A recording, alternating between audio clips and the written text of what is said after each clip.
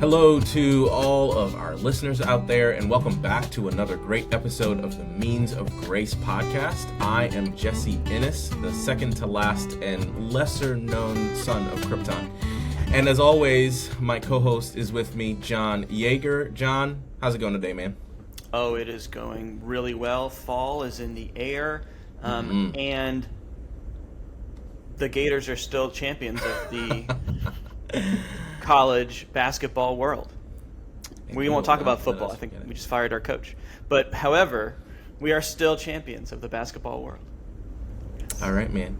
Just ride that as long as you can. So we talk about faith and hope, about perseverance and prayer, and we should talk about appreciation as well. That's one of those quiet background gifts that actually keeps the whole thing working.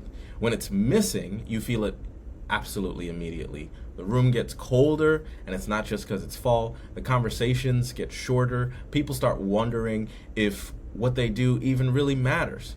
But when it's there, when it's genuine, something sacred happens. Appreciation, it becomes the rhythm of grace in a way. It's a reminder that the Spirit is alive and moving between us. And today's guest doesn't just talk about appreciation, she lives appreciation. Reverend Sally Queen is back with us today, and this time she's joining from a whole new seat. After years of local church ministry, after leading congregations with both courage and compassion, she stepped into one of the toughest and most beautiful callings in our connection. She now serves as a district superintendent. If you've ever been in a meeting with Sally, you know what I'm talking about when I say she brings the room back to life. She listens like it's an art form. She thanks you for things you didn't even realize were worth thanking you for. She remembers the names of your children. She makes hard conversations easier, not because she avoids the truth, but because she surrounds it with kindness. There's something about the way that she leads that feels like a long exhale. And in a world where appreciation often gets lost in the noise of busyness and burnout, Sally has this way of quietly reminding us that gratitude is not a luxury in ministry. It's the lifeblood of ministry. So today, we're talking about the power of appreciation. What it means to see people fully, to thank them deeply, and to remember that grace is often found in the moments we almost overlook. But before we bring Sally in, you guys know my co-host John has a story for us, a story that takes us all the way back to the beginning when humanity first struggled to understand what appreciation really looks like. Take it away, John. Yeah, in the beginning was the Word, and after that, there was a lack of appreciation. It just kicks off right away, and I always start studies on Genesis with this concept of Cain and Abel, and these two brothers are supposed to bring a gift. And Abel offers with the best of his, what he has, and Cain offers kind of like what's left over. Both are seen by both brothers as being worthy gifts. However, one is appreciated and one is not. At least that's how Cain and Abel, or at least that's how Cain, certainly felt. That he was not appreciated. He wasn't seen. His gifts weren't being seen. And the very first action taken in a lack of appreciation is a doozy. Obviously, Cain kills Abel. Many centuries later, King David writes Psalms of Thanksgiving from caves and battlefields, reminding us that even when life falls apart, gratitude is still the holy ground. And then, 1,000 years after Abel's altar, we find another offering in Bethany. A woman enters a room filled with men who think they know how worship works, and they think they know how everything works. She carries an alabaster jar. She breaks it open, pouring it over Jesus' head and feet. The room fills with the scent of something eternal and beautiful. While others calls it a waste, Jesus calls it beautiful. And that's the full arc of appreciation, from jealousy to joy, from Cain's clenched fist to Mary's open hands. It's not just about giving thanks, it's about giving yourself in such a way that people feel appreciated. So before we continue with our podcast for today, I just wanted to take an opportunity to let you know about a couple of things that are happening around our conference. So the Clergy Day Apart is next Thursday, October 30th, from 10 a.m. to 3 p.m. at First UMC Gastonia. Western North Carolina Conference clergy, elders, deacons, and local pastors are invited to a meaningful day of worship, fellowship, and renewal. So mark your calendars for this time of inspiration, connection, and community. Check our homepage at wnccumc.org for registration info and the full schedule of the day.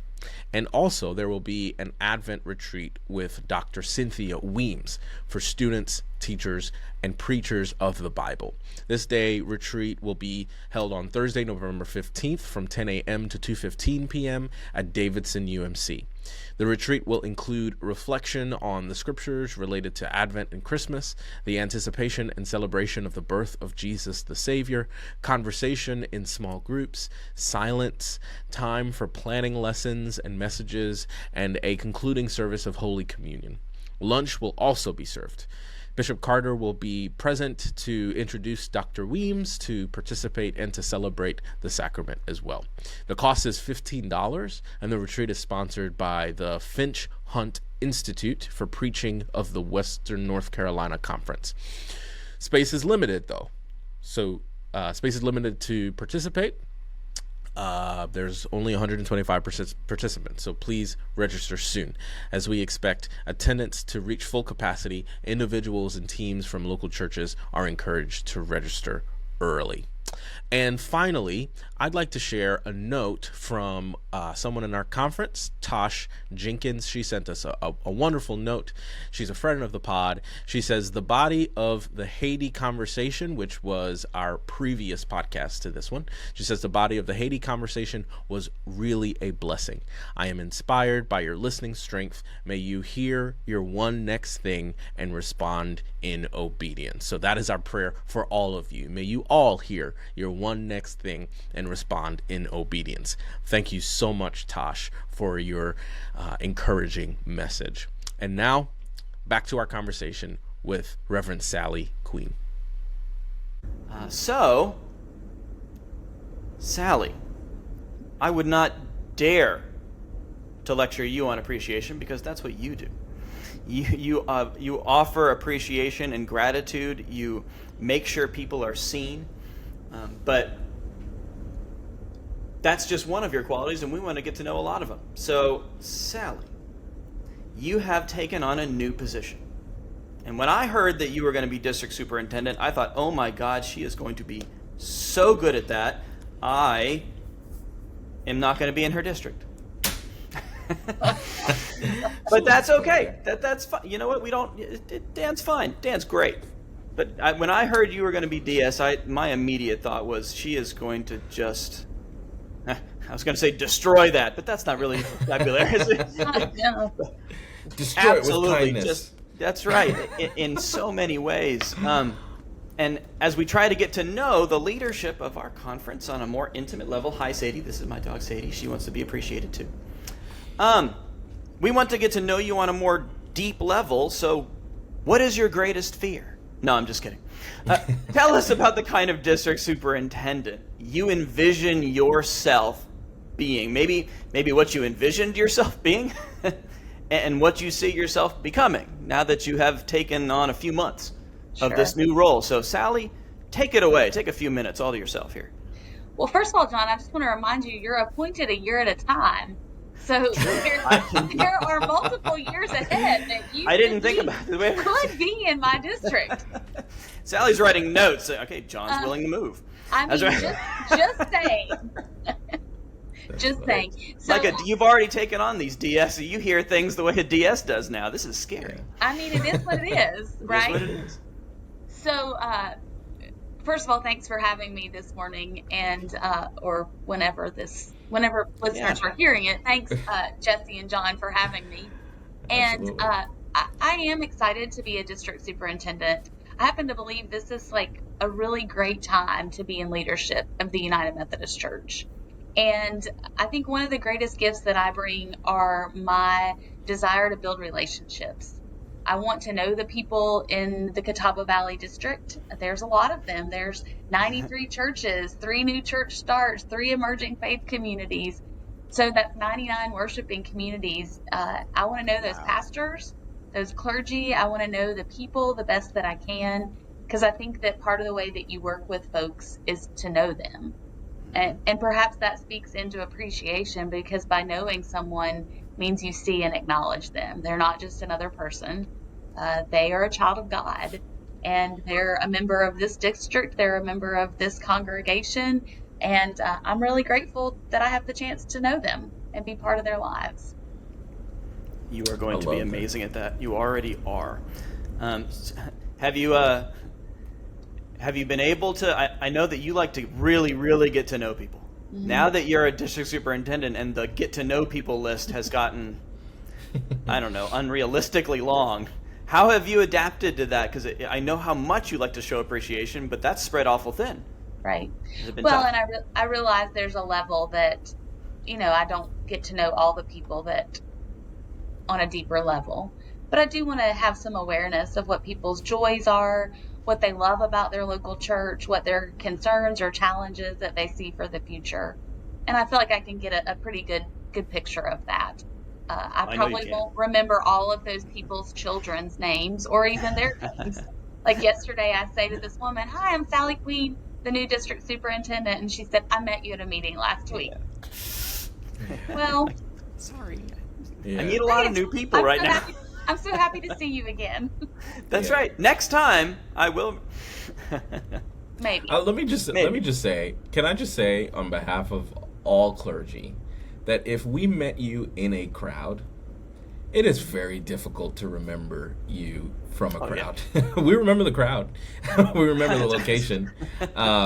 But, just remembering names in a crowd just gets that much more difficult. So as we practice our means of grace, we ask for your grace in those times. So give Sally some grace. Sure. I promise you she wants to get to know you really, really well. Well, and I think that does speak into appreciation. I mean, as clergy, we feel like the burden of knowing people, and we feel a bit of shame and embarrassment when we don't. And so you're right, Jesse, like if somebody could acknowledge that and just in a way of not making us feel poorly. Yeah.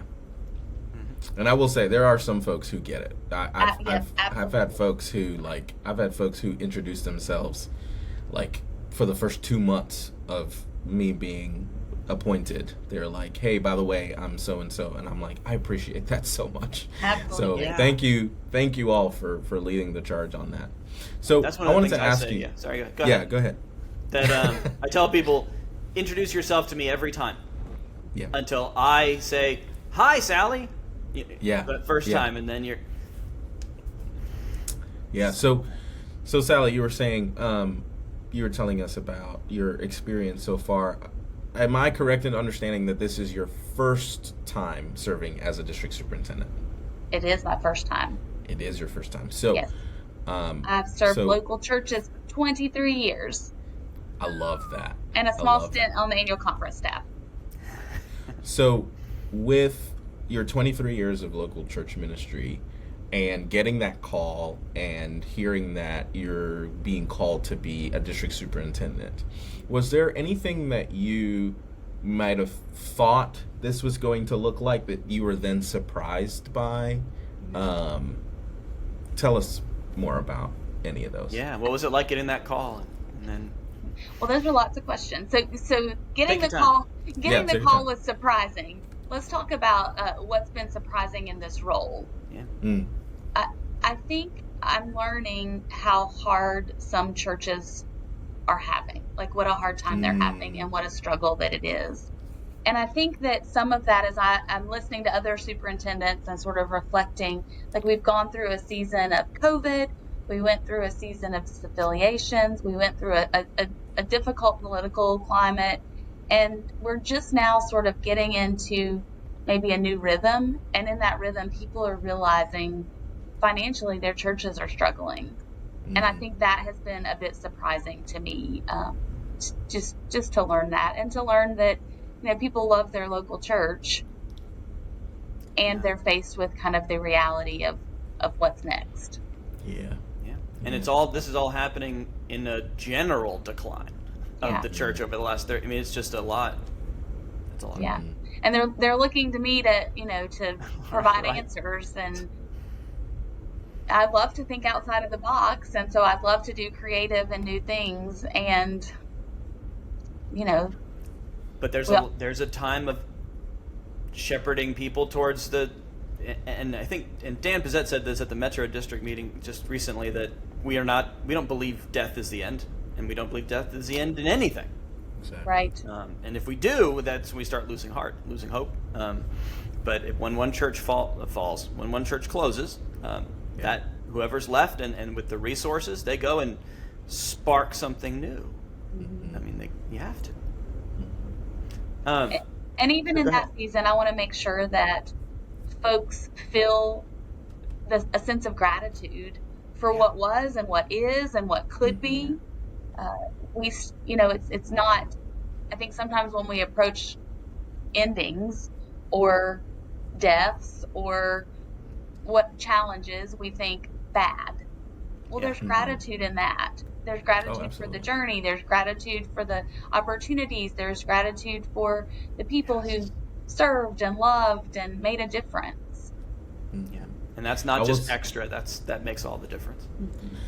Yeah, and I will say, I think when you're walking with people who are experiencing that grief, that's a heavy emotional toll. Add to that trying to balance the tension between the grief of going through that experience, but also holding on to hope, and holding on to the joys of celebrating the past and the hope for the future. Like, that's a lot of emotional work you're doing there. Right. So I know that, people think that, like, and they're right in thinking that, physical tension is exhausting. That emotional tension is also very, very, very exhausting. So thank you so much for walking with folks through that. So we're going to move into, because it is Pastor Appreciation Month, and when this airs, it'll be towards the end of the Pastor Appreciation Month. But that doesn't mean that you could appreciate them in November. Exactly. Absolutely. Perfectly legal to do. I don't know. I don't know. That's the end. That's the cutoff. I was told many, many years ago, and I don't know how true this is today or if it was ever true, but I was told unofficially that one of the major roles of the district superintendent is to pastor the pastors. And because we don't, as clergy, we don't have, somebody like that. How true have you found that to be?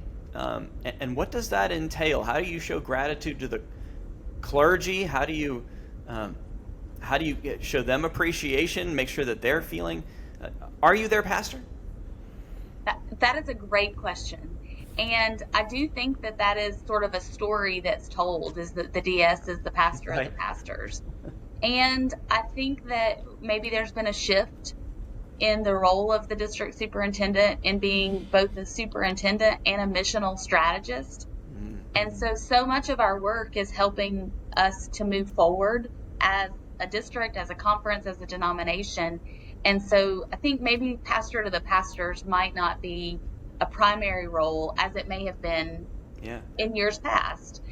And yet I still feel like I'm called to be pastoral. That's part of my nature. That's who I am. So I'm going to support people in their journeys and in their challenges. And certainly I want the pastors in the Catawba Valley District to know that I see them and I know and appreciate how hard they're working and that I'm available to support them. And sometimes they may need to also seek some other resources for that kind of support. That my limitations are just my limitations, and what is it that I can be most useful for? And probably that's to help you advance forward and serve in Christ in the mission of the church. Yeah, making laity's responsibility is not the right word. Now there's obligation. Joy, the joy that laity should find in being that, Yeah. showing appreciation for their clergy, and how valuable that is. And maybe in years past they hadn't. I think there's a lot of ways in years past that we didn't show our gratitude and appreciation for a great many things because, some clergy get a little upset at me for saying this, but I don't mean it in a negative way, that things were comparatively easy for a very long time. And they weren't easy. They were comparatively very easy. I'll say 30 years ago you put out a sign for, breakfast or whatever, and your first concern is, are we going to have enough food? And now it's, I wonder how many people are going to show up. Is anybody going to come? That's right. It's just a completely different dynamic now. So, yeah. And because of that, and because of a lot of these shifts, I feel like maybe that's one of the reasons that DS's role has shifted, and why now it's so important for our laity to step up. And maybe as a DS, you spend a lot of time telling that to laity. Say, times are different. Right. My role has shifted. The pastor's role has shifted. Your role has to shift too. Right. And in so doing, we show each other appreciation. That's true. Yeah, I appreciate you saying that, John. I'm thinking too about the ways that you, Sally, have named the way that you're being. Maybe not necessarily all things to all people, but you're being the thing that clergy need now, right? And so being willing to be malleable enough to fit the current time that we're in. Because you're right. I mean, we are coming out of a very difficult time, and so we do need kind of like we need that head sheep that's following the shepherd, that sheep that's following Christ into this new opportunity, and allowing other clergy to be also, sheep kind of following this new path. Because I think, in a season like this where, like John was saying, things were different in the past and now we're in a different time, it might get a little confusing. Some people might feel like we need to go this way. Some people might feel like we need to go this way. And so I'm grateful for you and our district superintendents who are kind of saying, this is what we see from a big picture perspective, and this is where I feel like we need to be. This is the direction that I feel like we need to be heading in now. Yeah, and one of the things for me is, as a superintendent, I don't want to forget what it was like to serve in a local church. I mean, the majority of my ministry has been in the local church. I will go back to the local church after serving as a superintendent.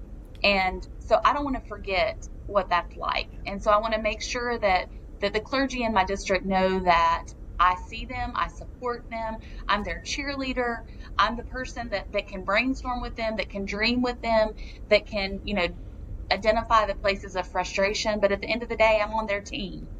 And I think that's true of all the superintendents. We want our clergy to be successful. We want our local churches to be thriving. We want people to know Jesus, and we want people to grow towards God's love. Yeah, I love it. Yeah. So if Pastor Appreciation Month is not just about gift cards and the thanks for being our pastor, how would you suggest, Sally, that laity can show their appreciation for their clergy? What's just a couple examples? One of the things I was thinking about is that we all have, if anybody's done Gary Chapman's stuff about the 5 love languages. So all of us have like a way that we like to be loved. And so what would it look like for the congregation to figure out how their pastor likes to be loved? Maybe their pastor needs words of affirmation. And so maybe they can be really intentional about sending a note or, writing on their wipe-off board, hey, you're a rock star, or thanks for that great sermon. And then maybe there's a pastor who thrives with acts of service. So, what would it look like, to take their car and get their car washed?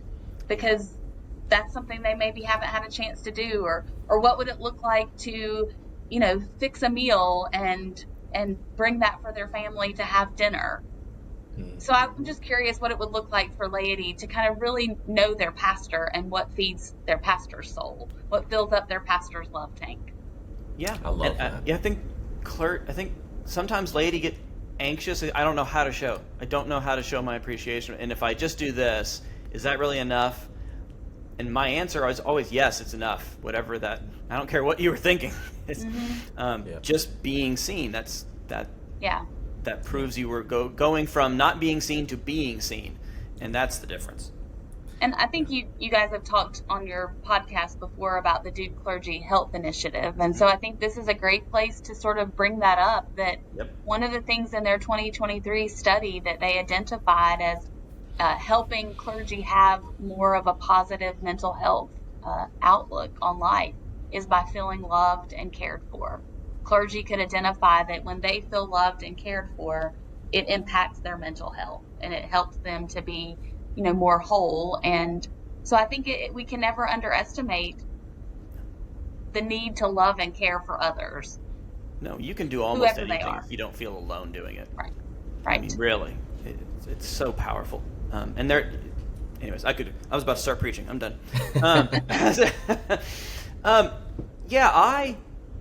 The Pastor Appreciation Month that touched me the most, honestly, was just I was out to eat at a local barbecue place with Amy, and we got the check, and it said it was paid for.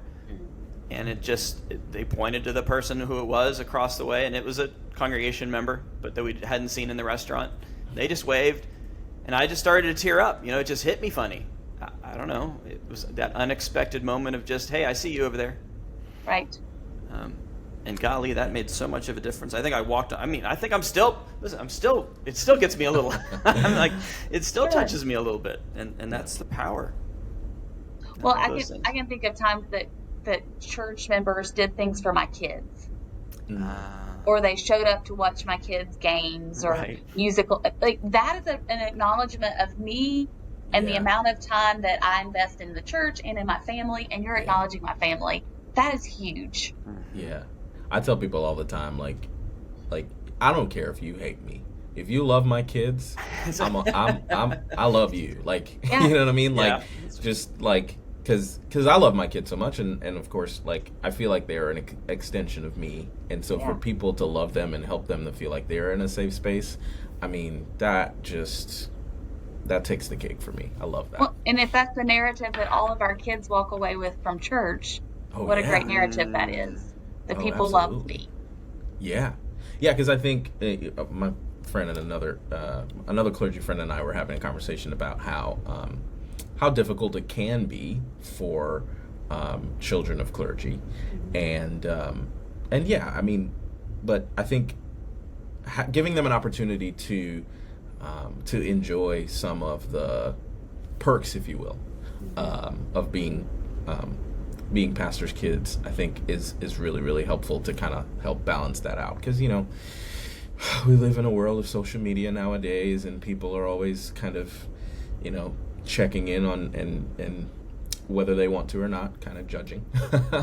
And so helping our kids to feel appreciated too, and not just feel like they're a accessory to our clergy, I think is a really helpful way. And I appreciate us kind of sharing to all these different ways, because like you said, John, I think people can sometimes feel like they just don't even know where to start, and so just having a way to start. So maybe that's our challenge for this month for pastors and laity alike, to make appreciation a practice, not this big event. So just having like a way to start, regardless of what time of year it is, I think that's a really good start to showing appreciation.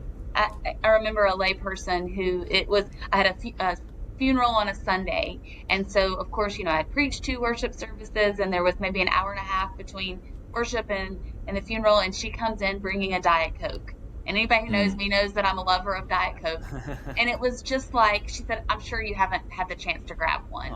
And it was like, okay, you know me, you get me. Yeah. Isn't that amazing? And in her way, she was also saying, like, you've had a really long day, and I see that. Love that. Being seen. That's everything. Okay, so Jesse. Yes, sir. Jesse has a segment that he has been wanting to do for a very long time, and we have started this practice. It's an interesting practice I'm so excited. of humanizing ourselves, telling stories about where we have failed miserably. Because one of the things that clergy, I think, get in our heads about, and maybe laity don't know about, we fail a lot. And failure looks different for everybody, but all the time, and how we go about that and what we do after that and how we let it affect us, that's the difference between a failing upward and failing downward. So Sally, I think you have an epic fail, and this is important, ladies and gentlemen. District superintendents, people too. Breaking news. Yeah. Yeah, right. So mistakes abound, and thank goodness grace abounds alongside of that. So when I think about a pretty big epic fail, I mean, I've already established relationships are important. I do get aggravated by people. People do, get underneath my skin. And so there was a particular person years ago who just kind of got under my skin, and she had sent an email, and I thought I was forwarding that email on to another staff member to sort of vent about her getting under my skin. And in reality, I hit reply. So, like in total vulnerability, there it was, out of the email, and not a lot I could do about it, other than just wait. Kind of wait and eventually sort of let the person know that, I was really sorry that they had read what I truly was experiencing in that moment. Yeah. And but you own it, right? I mean, that's the moment. That's the difference between. That's right. Well, no, listen, Sally. Let's be honest with her. Wait a minute. What else could you do? Hold on a second. As a white male, let me tell you, there's a lot you can do to roll over your mistakes and not admit to them or grow. Give me a break. That's true. That's so powerful. When you make a mistake like that, it's so easy as a position of authority to double down in some way, to say, nope, you're wrong, or no, that's inappropriate, or that I was perfectly in my rights. And the power of going, I am just so sorry. Yeah. Right? That's so powerful. Well, and then the vulnerability to share that here now as well. Thank you so much for doing that. Because I'm sure that there's so many people that have done that. I've never done that in text or email. Especially in text. It's so easy. In text, you send that text, you're like, uh-oh. Yeah. Context is not going to be good here. That's funny. Yeah, thank you so much for sharing that. Sure. So I think I want to. Go ahead. Yeah, I want to quickly, just really fast, because this is something that occurred to me kind of right before we started the episode, and I really wanted to talk about it. Gratitude delayed is often gratitude denied. Can we chew on that for a second and talk about how in our society and culture, and I don't want to get bogged down in the weeds, but things move fast. And they get faster and faster. We ain't slowing down again. We're getting faster and faster and faster. And it's getting easier and easier and easier to not go through I'm going to say niceties isn't the right word, but you know what I mean, to do it right now. Oh, this person did something for me, and I've got the stack of thank you cards or whatever, in my drawer. And, the kid's bus is sounding outside. I can hear it, and, all the things, right? And you go, I'll send it tomorrow. Yeah. Right? And I don't want to talk about, this isn't necessarily about that, of procrastinating in general, but what happens to gratitude? I feel like there's a window. There's like a time period between whenever it is whatever you're showing gratitude for and when you actually show it. I've had a laity bump into me. Just a quick example. Years and years and years after being there. And they would say, oh, thank you. I thought you did a really good job in the beginning of COVID, or something of handling it. And I look at them, I go, I could have really used that. Yeah. I mean, desperately. any time in the year really after, right, COVID. And I know I'm taking the gratitude. I'm like, thank you. You're welcome. I know I did. You didn't say so in the beginning, but but there is a element to that, right? There's a window. It kind of comes as sometimes, depending on what the thing is, especially, I think sometimes it comes as a wave of relief. Yeah. Where you've done something where you're not really sure how that went, not really sure if anybody really took anything away from that, and you might kind of carry that with you for a while. I'll use a personal example. We have a preschool here at St. Stephen where I'm the associate pastor, and we try to do a monthly devotion with the preschool teachers before the day starts. And this one particular opportunity we had, I had it on my calendar and just didn't see it until the night before, and so I'm like scrambling to pull this idea together, and so the morning of, I do my devotion. It can't be too long, and because the teachers have to get started with their day and stuff, and so we do it. It's fine. I get some head nods and stuff, and then we pray, and then we leave and stuff. And then I get a note like 2 days later from one of the preschool teachers saying how difficult of a morning she was having and how appreciative she was for the word. And for me, it was just a sign of like, it's just a reminder that, God's in this. Mm-hmm. Like, even though sometimes I feel like I'm scrambling last minute, as long as God's word is being proclaimed in that devotion, God's going to do something, and so it's just a reminder to me to just show up as authentically as I can, whether or not I'm working on things last minute or not. Of course, I always want to put my best foot forward, but as a human being, I can't always put my best foot forward. But remembering that the Spirit of God is working all the time in that, and just to your point, John, the timing of that, because I could have worried about that all week, yeah. And the stress is never good on the body, and so it was just really helpful to get that sign of appreciation early, so that wasn't something that I lingered in or carried with me for the rest of the week. And so my response to that would be a couple of things. One is, I do think there is probably a window of time. I mean, otherwise it sort of feels... Yeah. And at the same time, it also, years later, when somebody said, do you remember when you said such and such? I really, that really stuck with me. And I thought, I don't even remember saying that. So, yeah. Right. So I guess, like, maybe our takeaway is that if gratitude is sincere, it doesn't matter when it happens. That's true. If the person who didn't tell me till years after I've served at their church something I said to them, I mean, that really meant something. Like So the other thing, I think you don't ever underestimate the power of a kind word or the power of a card or a note or something. Like, those things have power in people's life. And so Jessie, like the woman, the teacher, I mean, she didn't have to tell you how much she appreciated it. But so wonderful that she did, because that lifted you up. Mm-hmm. For those of you keeping score, Sally just corrected me, and she's not. It is never too late to show gratitude. It's just a different. You're 100% correct. It's just a little bit different. Like Jessie's it helps you in the moment. It carries you. It can really, the power of that is tremendous. But there is a lot of value in even later going, oh, that year wasn't a total, wasn't a total dumpster fire. Thank you for that type of You're right. That can mean it. I love that. But Sally's always maybe right. it's a both and. Both and. There you go. Absolutely, Sally. So, Sally, you've met a ton of people, right? Yeah. Not just in your years of local church ministry, but now as being a district superintendent. Is there anything that stands out during your first few months?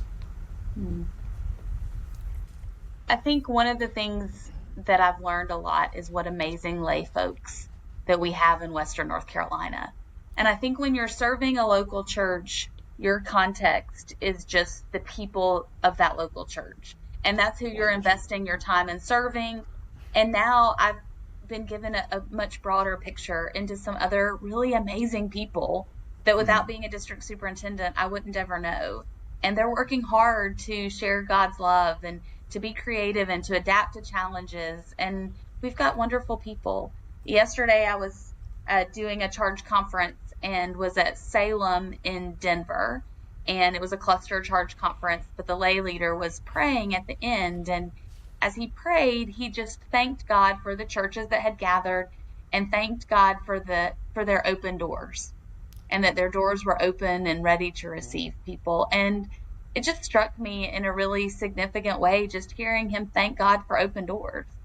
And I'm so glad that we serve a church that has open doors, both literally and spiritually and figuratively. Our doors are open, and I'm really grateful for that. Amen. My heart is strangely warmed. I've heard that before. I've heard that once or twice. Somewhere. Yeah. It's probably when I was writing my board of ordained ministry. Sally, I don't know if you remember this. So when I first Probably not. went before the board of ordained ministry, I got deferred, and Sally was the first person that ran into me. And to be completely honest, I'm going to be very honest here. I didn't. You hadn't said a word yet, but as you were coming towards me, my first thought was, Sally, I don't need your optimism right now. I don't need your bubbly, optimistic attitude. I'm upset. But you didn't. It wasn't just that. I mean, it was that, which is part of your wonderful charm. But it wasn't just that. You also, and this is the part I don't know if you remember, said you are seen, you are called, you are all the things, and then you said, thank you for just for doing it. And you were the only one. And this is maybe something that the board should practice, is thanking the candidates just for doing it, just for writing it, just for showing up, just for doing such an amazing job, whether they pass or not. And you did. You were the only one. You were just said, thank you so much just for doing it. Yeah. Just for going through all of that, working so hard for a year. And that's what hit me. You were appreciating me just for wanting to be a part of it that badly. So see, there's one of those things, John. I don't remember saying for that. years. Oh, she got me. Gosh darn it. But thank you for remembering. And then case in point, like, this is life, friends. Like, people make differences in our lives, and to them, it's just they're just doing what they do. Yeah. Speaking of that, dreams for the future. We lost one of the champions for that, Helen Ride. So before we wrap up, we've been in the now, but now as district superintendent, Sally, you have to think about the future. It's not optional for you. And so when you're dreaming, so in memory of Helen and their, I'd say, desperate need to connect people, a need to be appreciative and to show appreciation, to show that the people they were talking to and working with were valuable.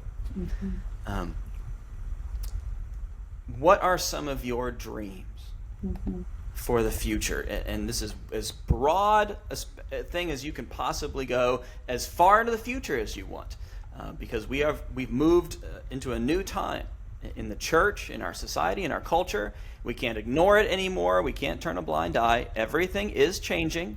It's okay. We will. God will work through it. We will work through God through it.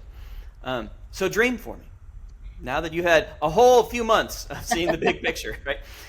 Dream. What's the future of maybe being a district superintendent, but of the church within our context here? Well, I love tying that to Helen and remembering that Helen, I think, saw what could be as opposed to what was or is. I mean, I think Helen lived in the what is. Yes. And Helen dreamed for a what could be and began to invite us into that. So I think what I want to do is, I think about the future, is I want a church where people feel loved, and people feel welcomed, and people feel seen and heard and celebrated, and ultimately where God's love is felt and realized for all that have gathered. I think about Helen and the times that I have been in their presence singing Draw the Circle Wide. And I think about the times that my own daughters have sung Draw the Circle Wide. And I hope one day that there's a church that's wide enough to embrace my grandchildren, whatever that might look like years from now, your grandchildren, and just a place that continues to share God's love. That's a beautiful dream. And thank you so much for sharing that. And it's a fitting tribute, I believe, to Helen's life, a reminder that gratitude isn't the end of our ministry, it's the beginning of it. And it's also the thing that I believe that one of the many things that God has blessed us with, the graces that God has blessed us with to help us to carry forward in the future.